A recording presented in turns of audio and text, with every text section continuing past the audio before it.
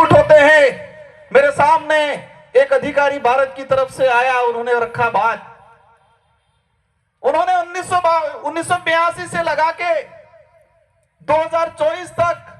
विश्व स्तर पर आदिवासी समाज की, भारत के आदिवासियों की पहचान क्या रखी, उसके बारे में बात रखी। साथियों, मुझे गर्व हो रहा था कि मैं भारत के 14 से 15 करोड़ आदिवासियों का प्रतिनिधित्व करने यूएन में गया हुआ था, और मुझे उस समय तकलीफ हुई कि जो राजनीतिक राष्ट्रीय पार्टियां भारत देश के अंदर 14 से 15 करोड़ आदिवासियों को वोट बैंक मात्र समझ के रखती है, इनकी पार्टियों में आदिवासी विंग बनी हुई है, आदिवासी नाम से उनके संगठन बना दिए हैं और आदिवासी समुदाय को वोट बैंक के रूप में यूज करते हैं। लेकिन यही पार्टियों का प्रतिनिधित्व जब इनकी केंद्र में सरकार होती है और जब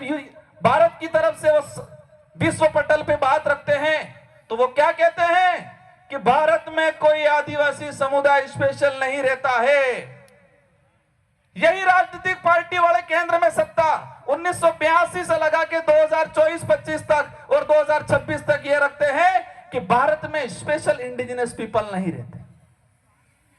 तो मुझे उस समय तकलीफ हुई कि ये राजनीतिक पार्टी आदिवासी समाज के नाम से आदिवासी संगठन बना के, उनकी पार्टियों में विंगे बना के बड़े बड़े कार्यक्रम करके आदिवासी समाज का वोट लेती है, मिसयूज करती है, लेकिन अंतरराष्ट्रीय स्तर पे आदिवासियों की पहचान को खत्म करने का काम किया गया इन लोगों ने। इस बात को भी हमें गंभीरता समझना है कि आदिवासी शब्द को लेके हमारे समाज के लोगों में हीन भावना डालने का काम किया था इन लोगों ने। आजादी के बाद जब बात आती थी हमारे समाज के आइडेंटिटी को लेके, तो एक भावना डाल दी थी, आदिवासी मतलब कमजोर, पिछड़ा हुआ, अपने आप में हीन भावना प्रकट हुई। और ये हीन भावना जब गांवों से व्यक्ति शहर में गया तो अपने आप को आदिवासी कहने में शर्माता था। इस विचारधारा की बदौलत